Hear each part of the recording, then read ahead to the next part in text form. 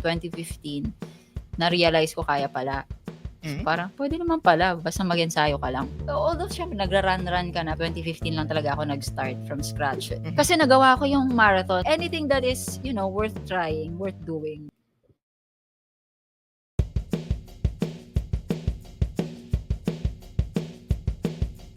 Hi classmates, this is your classmate Jevi. Welcome to Level Up with Jevi, the podcast designed just for you. If you're a busy professional who wants to live a better, more balanced life, you're in the right place. Here, we talk about simple and effective ways to improve your health, find peace of mind, and build meaningful connections, all without adding stress to your day. Each episode is packed with easy-to-follow tips that fit into your schedule, helping you make small changes that lead to big results. Whether you're looking to boost your energy, manage your time better, or live more sustainably, we've got you covered. Join us on this journey to becoming the best version of yourself. It's time to take control of your life, one step at a time, and truly level up. Live to level up, be a student at a follower, be a good asker. Nice. Ayun, so good morning, good I love morning. it. Yun naman sabi ko, I love it.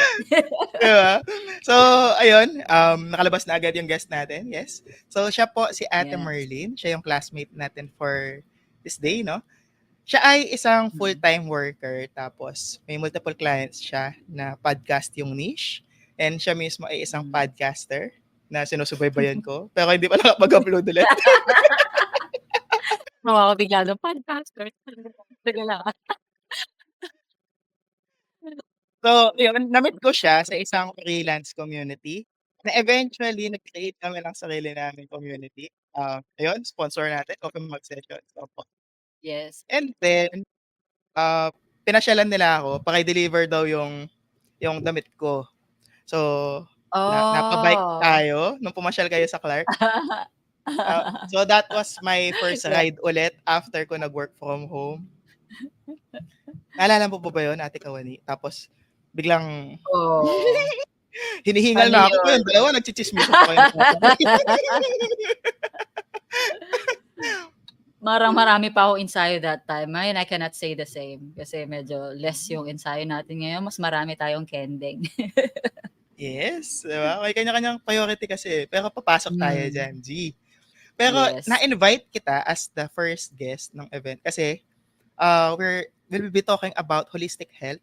And ikaw yung pinaka-naisip ko agad na master ng time management. Hindi ko lang alam kung may oras yung tulog doon. Pero Master OMG. imagine may Talaga full-time ba? work ka, tapos nakakapag-triathlon ka kasi nakapag-bike tayo that time. Then I know nakakapag-run ka, nakakapag-swim ka. And at the same time, ayan, napakabait po, opo. Minsan,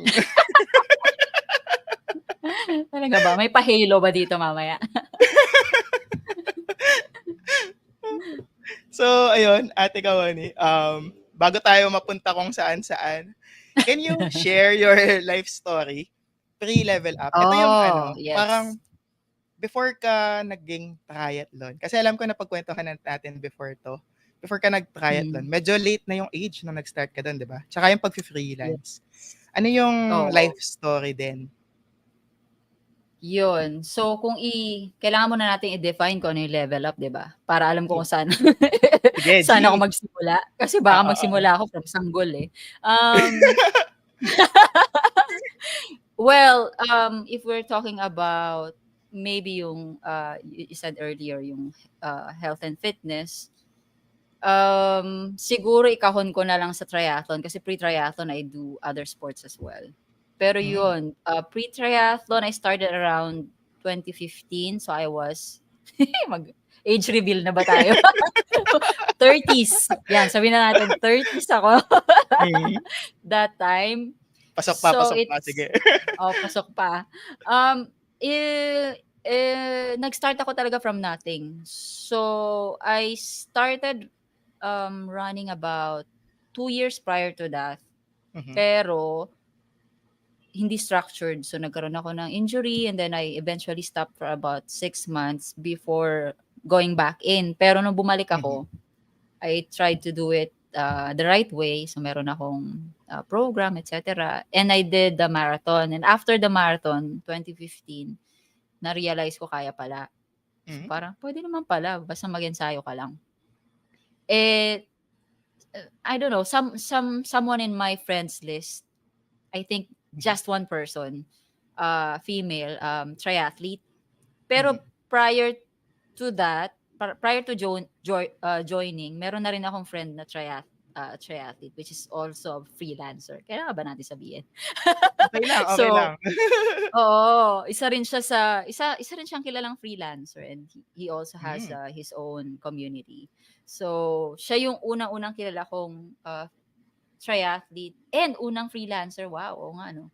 Siya rin yung unang amazing. freelancer na kilala Mhm. ko. I Oo. think doon din tayo nagkita dun sa community niya. Yes, oo, doon tayo Mhm, mhm. nagkakilala eventually. So, yun, before that, although syempre nagra-run-run ka na, pero hindi pa rin ako gano'n I mean, hindi ako marunong lumangoy. Mhm. First thing ako. So, 2015 lang talaga ako nag-start from scratch. Hindi ko talaga matawid yung lap pool. Sa gigilid lang ako. Para lang akong dikya sa gilid. Nagsimula ako. Tapos, bago ako talaga mag-start mag-decide mag-triathlon, nag-enroll muna ako sa swim class. Alam mo yun, Mm. ma-learn ko lang yung mga strokes, pero hindi talaga pa ako marunong lumangoy, hindi ko pa siya kayang Oo, kasi tawirin. takot Yung ka mga pa kasi dikya ka nun, nakatakapit ka lang. yes, dikya pa ako. Tapos, hindi din ako marunong mag-bike. So, talagang nag-decide ako one time, I was sent to Davao for work. Mhm, Tapos alam ko may bike shop kasi doon. It was told to me by, yun nga, yung isa sa mga first triathlete friends na mhm. I met. Sabi niya, may bike shop dyan, mag-check out ka. Tapos nung nagbabrowse-browse ako, meron ako napusuan na bike. Lo and behold, Hmm. umalis ako doon nang may dalang bike. So, yun na talaga yung start. So, dinala ko siya from Davao to Manila. Mhm. So, yung Wow. unang-unang bike ko I bought it in Davao, pabalik na Manila. Na hindi ako marunong mag-bike, and I started using cleats right away. Kasi, yun nga, upon suggestion ng friend, Mhm, na since mag-cleats ka na rin lang in the future, kasi gagamitin mo siya for triathlon, and I'm pretty sure, alam mo yun, siseryosohin mo siya. So, might mhm, as well start na ng tama. So, hindi mhm. ako marunong mag-bike, pero nag-start ako gumamit agad ng cleats. So, maraming semplang yun. Oo, For, kasi for, kumakapit yun 'pag tutumba ka hindi ka oh, makakapag-balance. oo. So, for anyone who doesn't know what cleat is, yun yung parang special form of pedal na Mhm, nakakabit yung sapatos mo dun sa pedal. yes, na magfi-fit So, siya. So, somehow magla-lock oo. siya dun sa pedal. Nakalock siya dun. So 'pag hindi Mhm. ka sanay na i-unlock yun, 'pag kasi semplang ka, kasama ka ng bike. Hindi ka makakatalon. So maraming beses ako sumemplang without moving, as in naka-stationary ka lang, pero hindi mo kasi alam paano tanggalin yung paa mo. So, yan, semplang ka. The Anyway, first time na so sinemplang ka, hindi ka ba, "Tama pa ba 'tong ginagawa ko?" alam mo, tinatawanan ako ng guards kasi Mhm, nagba-bike around ako sa compound namin. So medyo malaki-laki mhm, siya. Do'n ko muna tinry kasi siyempre natatakot ako sa road, baka tamaan ako ng mga sasakyan. So do'n muna mhm, sa'min kasi medyo maluwag. Yung mga guard hmm, tawa ng tawa. Kasi hindi pa ako hmm. nakakalayo, sumisemplang na ako, alam mo yun? As in mas malala pa ako sa toddler siguro nun Mm, kung titingnan mm. nila. Pero anyway, Tapos at eventually that age, matututuhan 'di naman. ba, yung sesemplang ka, feeling ko talaga hindi ko ma-imagine yung itsura ng guard. Oo, kasi grown person tapos sisemplang sa bike, parang 'di Mm, ba mm, funny. Pero yun, ang dami-dami kong mga gasgas, mga galos dahil mhm, hindi talaga pa ako marunong. Pero eventually naman nga matututunan mo basta you put in time and effort. So yun, so hmm, fast forward to that, 2015 to now, I'm still doing triathlon, 2 full Ironmans to boot, and a couple of, well, many half Ironmans. Tsaka marami hmm. pang mga iba-ibang race. So yun, medyo na-addict tayo mga first few years ng pagta-triathlon. So halos lahat ng race na marinig natin diyan, salihan natin. Amazing, Yun. amazing. Anong meron sa triathlon at sobrang naengganyo ka dun? Kasama ba siya dun sa definition mo ng, successful life? Kasi yung next question natin is, what Hmm. does a successful life mean to you? Hmm. Um, hindi ko sure, pero I've always want to try things na hindi sinusubukan ng marami. Alam mo yun? Hmm, Parang para na sa hindi mo akin pa mas nakasubukan may din? yes, of course, na hindi ko din nasubukan and hindi siya popular to many. Mhm. Mas madalas akong gumawa ng mga against the flow. Bakit? Yung Anong meron hindi dun sa popular against the choice. flow? Mhm. I think in my opinion, siguro depende din siguro that time na tinitingnan ko siya. Parang sa akin mas, challenging siya kung hindi siya ginagawa ng karamihan. Kasi kung lahat gumagawa nito parang, eh, Walang thrill? doable na doable. Oo, parang, Mm. ano naman ngayon kung ano, 'di ba? So, gusto ko i-try yung mga bagay na medyo hindi popular and Mhm. hindi din gano'n kadali kung iisipin. So, Hmm. ah, isa sa in my opinion, isa yun sa mga medyo extreme kasi you're not just doing one sport, you're doing at least 3, 'di ba?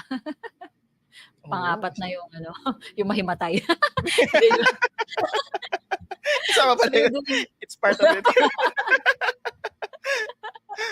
yun. So hindi siya masyadong popular. Una, kasi sa Mhm. Pilipinas hindi naman tayo din kahit na we are living in an archipelago, hindi tayo known to be good swimmers. So isa yun sa Mm. mga malaking, challenge nung sport.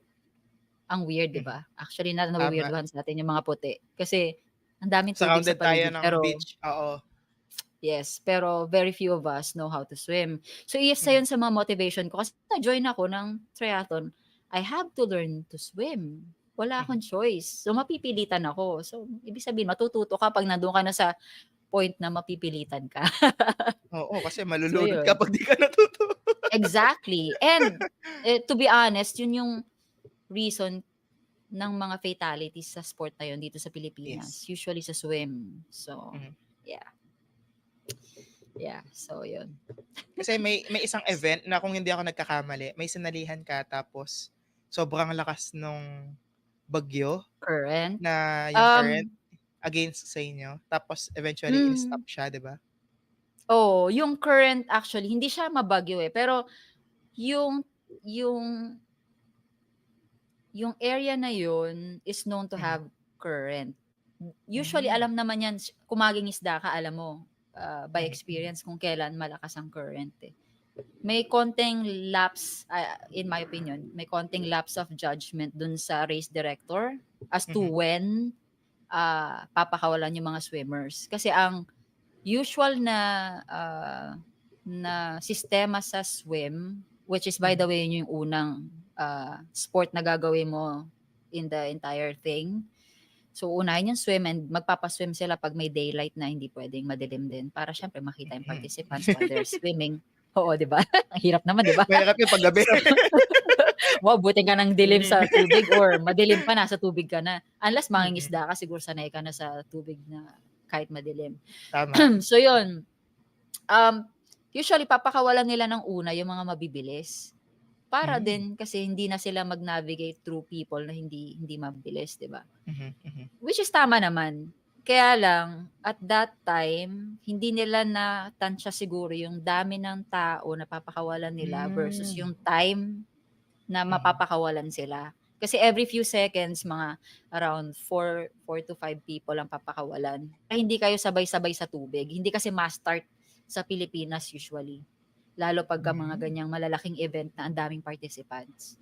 May mga ibang areas in other parts of the world na mass start. So, lahat kayo sabay-sabay. So, bahala ka ng i-seed yung sarili mo saan do'n. Kung sa palagay mo Mhm. kaya mo sa unahan, edi go ahead. Pero sa Hmm. Pilipinas, usually, seeded kayo depending on how fast you are. So, sa case ng Ironman, usually sisend mo yung previous swim time mo para sila yung Mhm. mag-bracket sa'yo kung saan ka doon sa um, sa group na magsi-swim out kung kailan ka papakawalan. Yun, Hmm. so habang later that day, habang tumatagal, lumalakas yung current. And habang tumatagal, dun din pinapakawalan yung mas less, skilled sa swim. Nga lang nahuli So sila yun, tapos medyo malakas na yung current. so na-caught up na sa ano, sa lakas ng current. Kaya Hmm. lang sobra talaga niyang lakas na it's impossible for anyone to swim it. mahirap kalaban ng current, mahirap kalaban ng tubig. So, Tinuloy mo pa ba nun? then Kasi challenging yun. gusto kong ituloy. Talagang Oh? fini-fish na nila yung mga tao. Hindi ko pa alam that time na kinat Mhm. na nila na they consider the swim Mhm. to, hindi na siya Naging dangerous na non-existent siya, na oo. siya. Oo, sa that Mhm. particular race. Pero siyempre hindi naman namin alam, 'di kami nagtsitsismisan sa tubig, 'di ba, dahil lumalangoy kami. Mahirap yun. Oo. Pero at some point, nakita ko yung grupo ng sobrang dami ng swimmer. Kinapitan pa nga ako. Usually gano'n 'pag panic mode na, kakapit ka na sa tao. Hmm. Meron na, pasensya na kung sino man 'yun, hindi ko na kilala, pero may mga siniko ako at saka sinipa. Kasi oo, Oo, chances are ikaw malulunod 'pag tama, oo. kinapitan ka nila. Safety So I first. have Una mo yung yes, sarili mo. oo, have to get out of there na Mhm. hindi nila ako kakapitan. So umalis talaga ako dun sa grupo ng mga tao na nagpa-panic. Then I went to the other side na alam ko hindi yun yung direction ng end ng swim, pero kailangan ko talaga kasing lumayo sa kanila. Tapos Hmm. kausap ko yung mga ibang swimmer sa paligid, yung alam mo yun, ano lang kami, nagte-thread and nagkukuwentuhan kami kung paano namin ina-navigate towards the end. Mhm. Sabi ko, "Dito tayo," kasi andun sila, eh, nagkakagulo sila. Although mahihirapan tayo ng konti kasi medyo malayo siya from the, yung swim usual na dapat na Mhm. swim direction. Pero at least safe tayo. Kaya lang hindi talaga namin kaya kasi binabalik kami. So Hmm. eventually may mga boat person na dumating, tapos pinick up na kami. Sinabihan kami na, "Hindi, wala na, hindi na kasama yung swim." 'Di pa kami naniniwala kasi, "Hindi, tatapos." Kasi once na sumakay ka na sa boat, DQ ka na, Wala na, eh. tanggal ka na, yes, oo. DQ ka na. Ayoko nga. Ano Never pa yung ako meaning ng DQ? disqualified. So 'pag Oh, okey.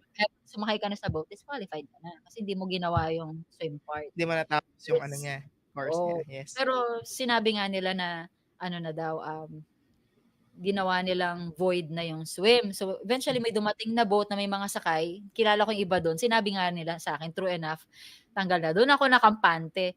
Kaya lang Hmm. since late na, hindi na talaga ako sumakay agad. Ang tagal bago ako nakasampa sa boat.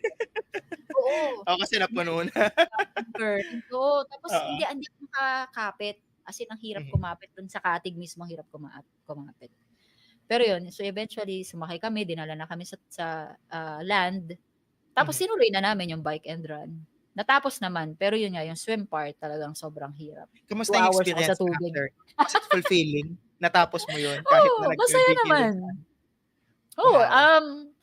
ano siya, yan something to, some story to tell in the future na I've been there, yung I've been isa sa there, mga oo, oo. mahirap na, oo, na swim. At least naranasan mo yung pakiramdam na nandun sa klase ng situation na yun. So next time, 'di ba, 'pag hindi ka na masyadong magpa-panic 'pag next time Tama. makaranas ka ng malakas na current kasi been there, done that, parang gano'n. Totoo, totoo. Kasi yung mga first timer, yan yung hindi takot, yan yung kabado kapag may biglang hindi anticipated na nangyari. Pero if nangyari na siya, Yun. medyo madali na siya i-cope up after. Oo, next But then, time ano kaya yung mo na.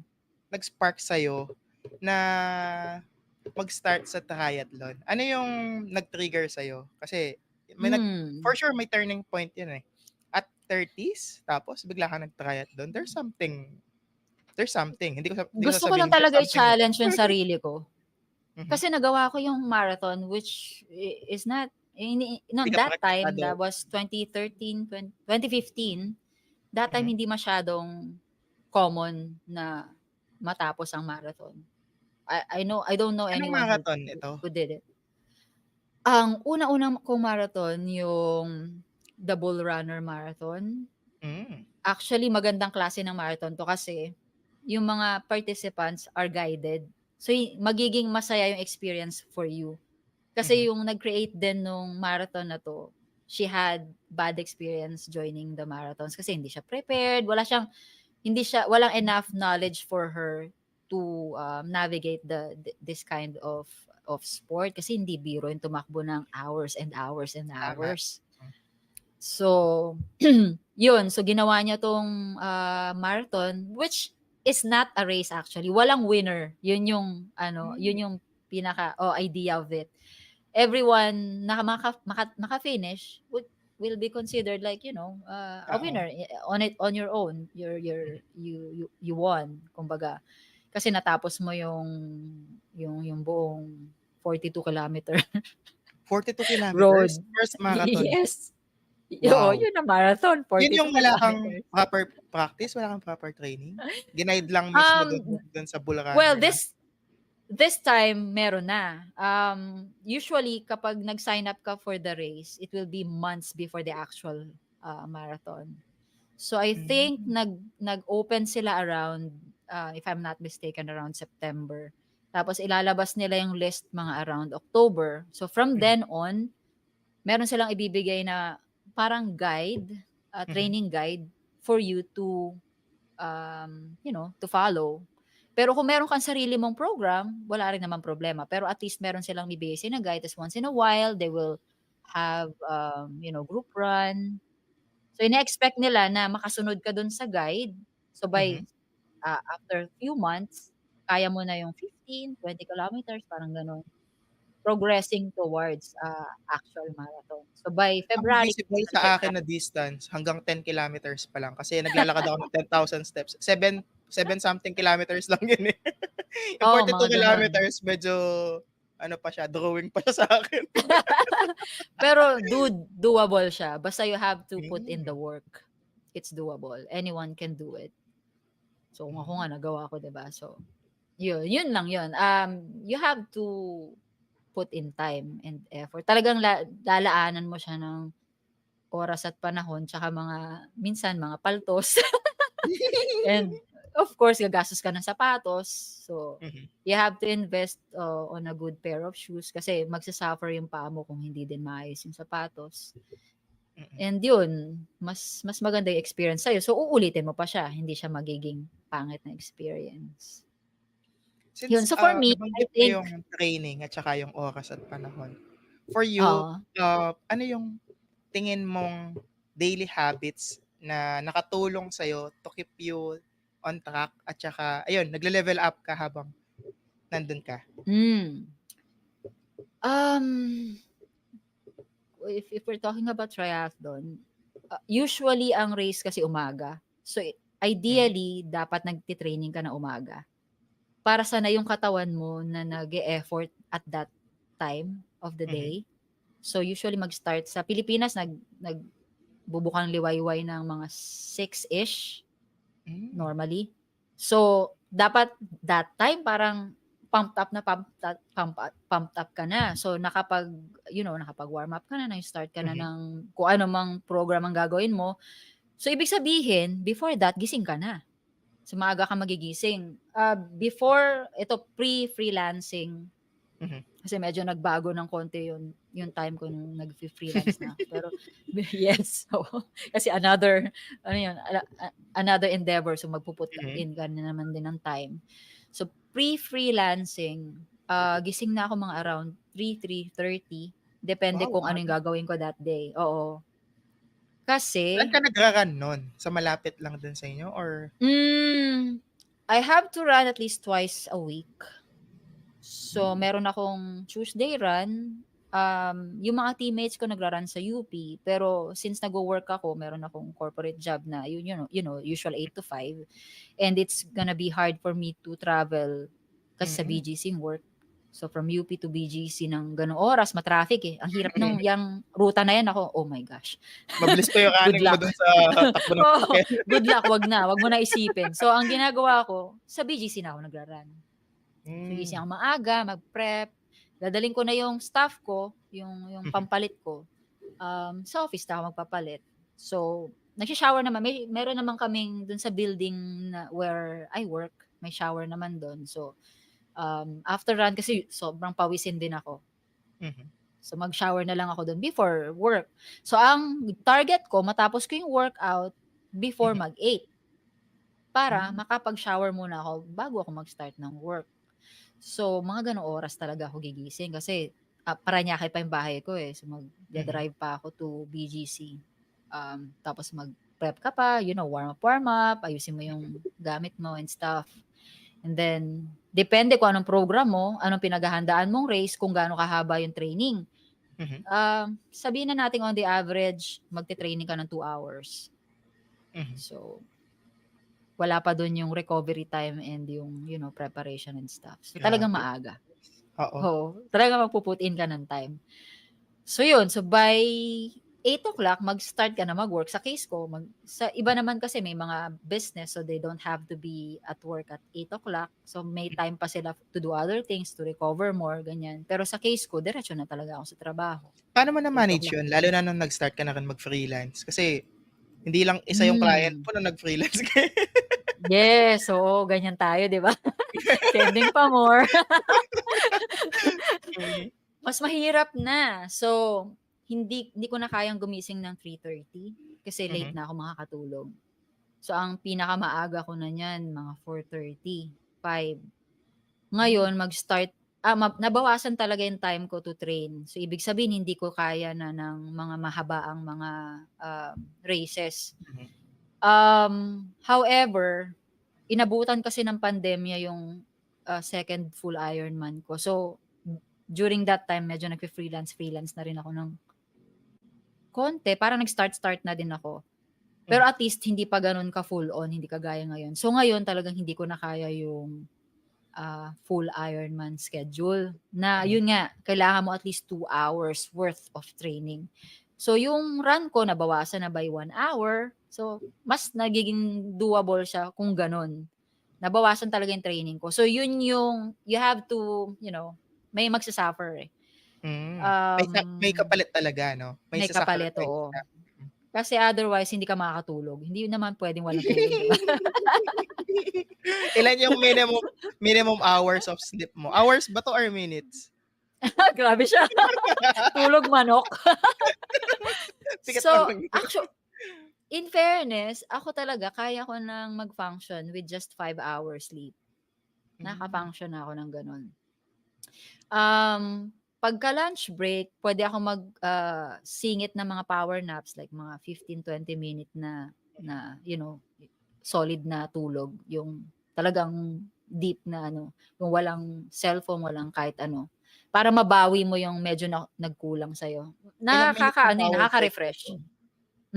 Nakaka-refresh, parang nagkakaroon ka ng reboot, second half of the day.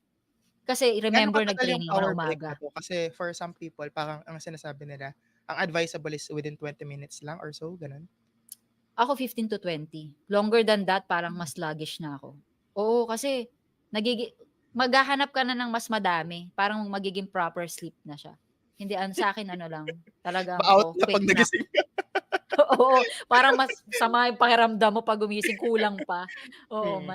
sa'kin hindi puwede ng longer than that. So, mga 15 to 20 minutes na solid na na power nap, okey na ako dun. Basta granting na matutulog ka ng maayos sa gabi. Pero Hmm. sa'kin kasi hindi problema, kahit medyo adik-adik ako sa kape, hindi problema sa'kin ang tulog ever since. Up to now, hindi pa rin problema. So 'pag lumapat talaga yung likod ko, tulog talaga yun. Walang makakagising sa'kin. Kaya yung alarm ko sobrang dami, multiple alarms kasi I have to, I have I have to wake up. So kailangan ko ng multiple alarms.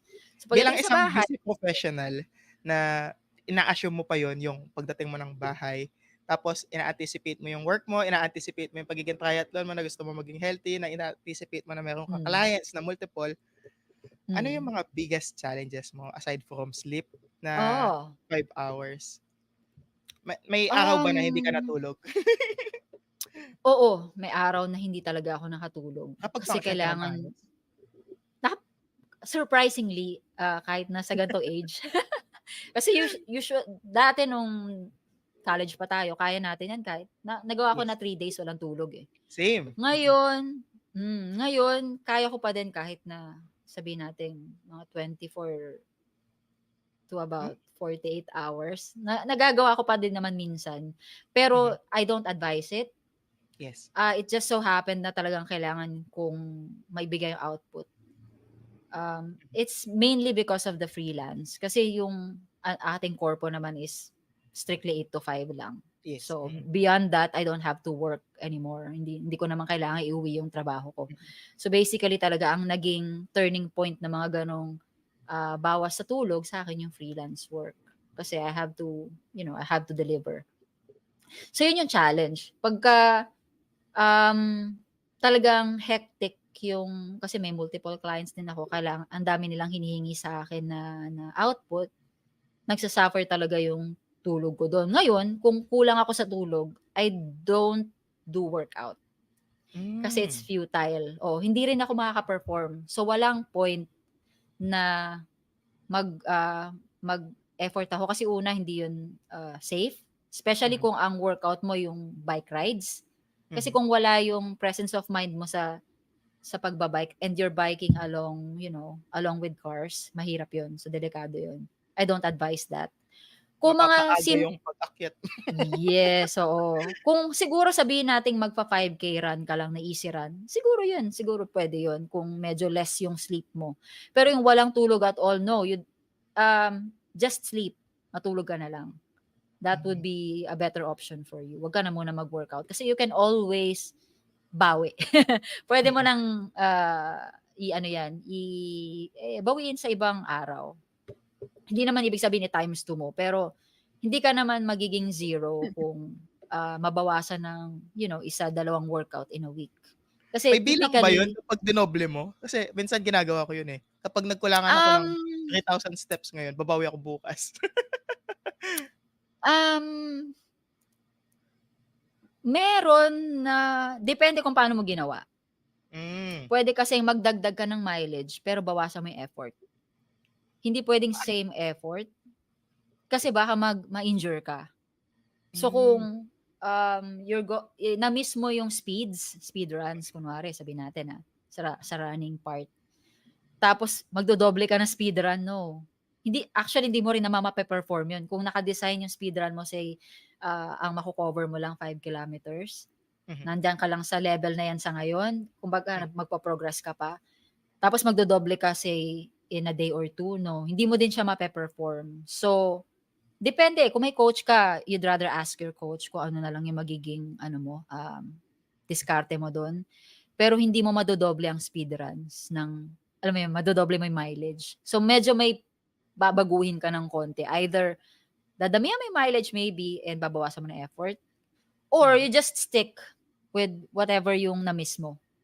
Lalo kung Hmm. speed drills yan. Mahirap yan, hindi mo yan puwedeng doblehin basta. Kasi may reason kung bakit yan yung, target pace mo tsaka target mileage mo. May progression dapat kasi yung training. So, usually gano'n. Hindi ko I think this is, some form of an ideal situation Mhm. na ipina-fashion mo yung iyong or inaayos mo yung iyong training towards your, intended race. So, ibig sabihin may progression yung training mo, hindi yung ine-expect mo say kang magha-half marathon, ka-half marathon na rin yung training mo, no. Unti-unti kang magbi-build up. So that's how Hmm. that's how you should train para hindi din mabigla yung katawan mo and it would lead to injury. So kung yun yung program mo, Mhm. naka-design yun kung nasaan ka na sa part ng training mo to a specific goal of race. So hindi mo siya talaga dapat basta-basta dinodoble or dinadamihan. Pero kung kunwari nga for the sake of, makabawi, Mhm. may babaguhin ka. So, most probably effort level, babaguhin mo. Pero you Hmm. should ask your coach. Yun Oo. talaga yung best So, dun. kailangan Ask talaga him. may guidance ka 'no, may coach ka na Hmm, nagga-guide yeah, sa'yo. mm, Tapos paano mo mine-measure yun? Kasi sabi mo dapat may ano yun, progression yun. How do you measure yung hmm. growth and success? Kasi for example, yung hinahabol mo 20 km agad, eh, wala ka pa namang takbo, puro lakad pa lang talaga tapos overweight ka pa. Hmm, um, so yung meaning sa'yo ng success is to finish the race, 'di ba? Um, I suppose yun 'pag nagawa mo siya, yun yung final measurement of what success is. Pero ang tagal pa kasi nun. Kung sa'kin, to motivate myself, meron akong mga mini goals. Kung Hmm. na-tick off ko 'yun one by one, Mhm. at least alam ko na I'm going towards yun sa final success. So of course, kung ang meaning ng success for you is to finish the race, whatever that is, or maybe to podium, so meron kang mga mini goals to follow along the Tulad way. ng ano yung mga ginawa mo parang ganon? Lalo na nung nagtatraining ka as triathlon. Sa akin kasi ang ultimate measurement sa akin of success, at least sa triathlon, magawa ko yung full Ironman. Kasi ang hirap nun eh. Basta matapos siya. For anyone who doesn't know what full Ironman is. So, basically, lalangoy ka ng around 4 kilometers or 3.8 kilometers. After that, magbabike ka ng 180 kilometers. And after that, magpo-full marathon ka, which is 42 kilometers. So, para magawa mo yun, you have to have some form of endurance, di ba? All in one day yan, walang pahinga. So, and may mga cut-off in between. So, may cut-off yung swim pag hindi mo natapos to certain time, may cut-off yung bike pag hindi mo natapos to certain time, and may cut-off yung final entire thing pag hindi mo siya natapos. Kailangan talaga may cut-off within yun a kasi certain umabot time. na bukas yung... Yes. So, kasi syempre, hindi ba pwedeng forever kayo nagre-race, di ba? So, yun. So, sa akin, yun yung ultimate measure. Sa akin I'm not saying it's for everyone. Kasi hindi naman din lahat should do it. You should listen to your body. Pero sa akin, sa case ko, personally, yun yung true measure for me na masabi ko sa sarili ko na, I am a triathlete. Kasi nagawa ko yun. So, bago ako nakarating doon, maraming mga small races akong sinalihan. And bago din ako naka-join ng small races na yun, ang dami kong training na pinut in. So, for me to get to that, na magawa ko yung full Ironman, ang dami ko munang dinaanan ng mga mini successes. So, yun. Amazing. Yun yung growth, no? Kumbaga, may progressive growth talaga siya na yes. Hindi porket sinet mo yung goal mo as Ironman agad, itutuloy mo na agad Bukas. yun. Sabagay, yung sinabi mo nga yung triathlon, di ba? Yung wala kang experience sa swimming, nag-enroll ka, tapos yung dun sa biking, triathlon yung goal mo eh. Hindi naman puro running. So, di pwedeng isa lang. Kailangan tatlo. Yes. Talagang in-envision ko yung sarili ko na matututo ako. Parang ganun. There's no way around it. Para magawa mo yung tatlo, you have to learn those 3 things. So, kahit wala akong alam, kahit zero, I have to learn. So, yun talaga yung motivation ko. Kailangan matutunan to. And, ano yung parang reason isip ko dati, would it kailangan? be cool? Bakit ano? Bakit kailangan? Bakit feeling mo kailangan na matutunan mo yun? Bakit kailangan maging triathlon ka? Hindi ko siya rin sure kung bakit. Pero parang feeling ko it's something challenging for me. Yun, kasi nagawa ko na yung marathon and it's doable pala.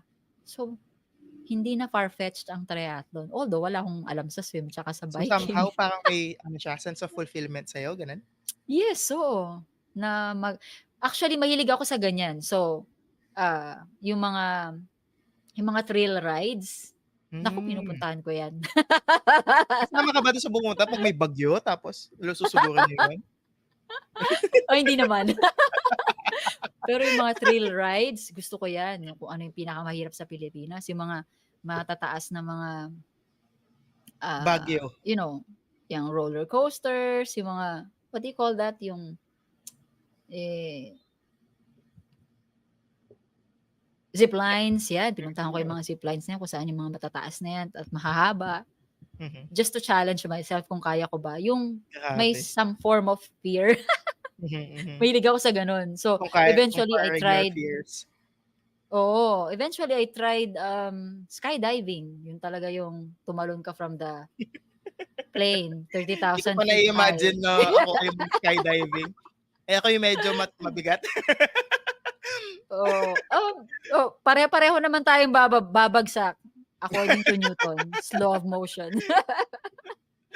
So, tama. So, kasi yung parachute magbubukas pa rin yun unless hindi talaga siya nag-open. So, I suppose I'm some form of a thrill seeker kung aanuhin. Tapos yun, na-enjoy ko actually although ang daming beses ko na nasemplang, na-enjoy ko yung downhill. Yung bumaba na mabilis at about 60-65 kilometers per hour. Yun, na-enjoy ko yun. Basta alam ko yung ruta. I really enjoy that.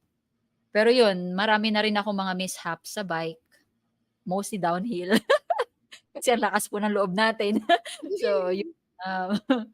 Yun. Ano yung Pero, usually reason bakit ka sumasemplang? Hindi kumakagat yung brake or hindi mo na-anticipate yung slide or slope? minsan, one time merong weird na hump downhill. So, medyo tumalsik ako. Komendo ako una mukha. So, yun, may mga stitches. May stitches and meron ako mga dislocated pinky, ganyan. Pero some of it is because hindi ko alam yung ruta and nagiging steep na masyado ng steep yung slope. Maliit yung road, one-way street lang siya. And panaka-naka may mga umaakyat na sasakyan. So wala akong choice. Blind yung curve eh. It's either mabigla na lang ako, mabulaga ka na lang na may sasalpok na sa'yo na sasakyan paahon, or kailangan ko na talagang tumabi.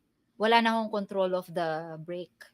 Kasi yung momentum sobra ng lakas. Sobrang steep ng slope, hindi na kaya nung braking. That time, caliper brakes pa yung gamit ko. So, hindi siya kasing kapit ng mga disc brakes. So, yun yung mga mostly reason kung bakit ako nasisemplang. Pero, choice na yun eh. Pinili ko na sumemplang instead of tumama sa sasakyan. Tama. Kasi mas... Hindi mo na masasabi kung ano yung mangyayari. Mas fatal eh. Oo. Kaya, I'd rather, if ako na yung mag-design ng semplang ko than mabulaga. Tama. Bilang isang thrill seeker, at saka consistently challenge mo yung sarili mo, kahit nasemplang ka na, nung nag-start ka, ano yung pwede mong ibigay na advice sa amin, mga classmates mo, na gustong mag-level up, na gustong itry ito? Kasi it's not too late. Umabot ka ng 30s, doon mo pa lang talaga yung sinasabi nilang, it's never too late. You can still teach an old dog new tricks. Hindi hadlang edad, mga kapatid. So, well, you have to listen to your body first and foremost. Kung sa palagay mo kaya mo, and syempre hindi naman ako healthcare professional, so you have to seek some form of an advice to an expert, from an expert, kung kaya ba ng katawan mo. Kasi hindi natin alam, baka may underlying condition ka. Pero if you're clear, and wala nang ibang reason for you to not to do it, then do it. Kasi hindi naman, ang hirap na nagwa-wonder ka lang what if. Yes, maybe it's about time to try. Hindi ko sinasabing laging, kumbaga itong mga dangerous stuff na pinag-uusapan natin earlier. Pwede rin namang ibang bagay like, freelancing. Ako sa akin, what if lang din yan eh. I have a lot of time during pandemic and naisip ko lang na, what if I do it? Ngayon wala ka ng time. Ngayon wala na akong time. So, i-try nyo. Wala namang masamang mag-try. Basta, hindi ka masasaktan, walang masasaktan na ibang tao, kunyari, by doing whatever that is, kasi hindi ko naman alam kung ano yung gusto nyo i-try. Basta hindi ito masamang bagay. Huwag lang masamang bagay. Huwag krimen. Hindi ko i-advise ng krimen. Pero yung anything that is, worth trying, worth doing, usually yun yung mga mahirap gawin. Diba? Diba? Kasi if it's not, kung napakadali niyan, hindi siya masyadong, wala masyadong weight. For me, personally. Sobrang dali. Diba? You still, parang human nature na yan eh. Naghahanap ka ng, challenging. Nagawa mo na eh. So, maybe, meron pang pwedeng gawing iba, diba? Level up, diba? Huwag kang magstay dun sa level mo. Level up ka. Yes. True. Amazing. Any final words or may gusto kang i-promote? Promote natin yung page mo. May podcast ko, no? Hindi ko kayang mag-promote kasi hindi ko kayang mag-commit kung magpo-post ba ako. Kung kailan yung next upload. Oo, so baka sabihin nila, "Ito na yun." Pero yeah, I have a podcast with some of my triathlon friends. So 3 of us are doing this, but did this, but hindi kasi ako consistent mag-edit and mag-post. Ako din kasi gumagawa nun. So I cannot, maybe. Pero we're talking about, triathlon and endurance sports in the Philippines. So yun na yung clue. Hanapin nyo na lang kung makikita nyo. Pero yeah, ano bang kaya ko i-promote? So maybe I just wanna say, maybe it's about time to do, what you've always been thinking of doing. At least i-try nyo lang. Kung hindi mag-pan out first few tries, then call it quits. Iba naman, maghanap ka naman At ng least you ibang tried. bagay na pwede mong, at least you tried. Hindi yung nagwa-wonder ka every single time na, what if. Sana sinubukan ko. Kasi, sayang yung panahon. Kung sabihin na natin na like what I did, sports, pagka tumatagal kasi, let's face it, medyo mas nagkakaroon ng limitation for us. Tama. May wear and tear ang katawan natin. Wala namang forever eh. Talagang darating sa point na meron ka ng mga bagay na hindi mo na magawa. Mapapansin mo naman yun as you age. So hanggat meron ka pang capacity to do it, may energy ka pa to do it, and you have time to do it, why not do it? Whatever that is. Diba? So, Amazing. Grabe. Sayang panahon. Feeling ko hindi pa gabi, hindi pa ako inaantok. Bigla ako nagising dun sa Pinawisan ka ba? tama eh. Hindi ako nakailag. Kasi parang ilang buwan na nung sinabi ko sa'yo na gusto kong maaralin yung podcast. Pero hindi ko sinabi bakit ko siya gustong aralin. Na gusto kong Pero mag-podcast ng sarili ko. Ayan, ikaw yung nakapag-first guest ko. diba? So Kung somehow, hindi dahil sa may yabang ako na tinuruan mo akong mag-bike, in-encourage niyo ako mag-workout, tsaka mag-podcast. O yan, nakapag-workout na ako ng konti. Nakapag-podcast na tayo ng konti. Diba? Sana maging continuous yung upload. Yes, yan ang wini-wish ko for you. Huwag ka munang gumaya sa akin, please. Yeah. Kasama natin yan sa dasal natin. Kakayanin natin yan, di ba? Yan, kaya lang. You just Malay put mo, in the work. magaling na kaming mag-edit ng mga podcast. Kami na din yung mga editor mo para dun sa podcast nyo. Diba? Kasi wala akong time. Ang hirap kasi sa pag-workout, hindi mo pwedeng i-outsource yung pagtitraining ng takbo eh. No! Iba yung ipag-run mo, diba? Yung diet mo, siya yung hindi kakain. Pakikain nga yung broccoli na to for me. Anyway, maraming salamat. Sobrang nag-extend na tayo dun sa oras na target natin. Pero siksik, liglig at umaapaw. So, thank you so much, classmate. Ate Kawani, diba? Ate Merdin. You're welcome, Thank you. Jevy. As always. Thank you din.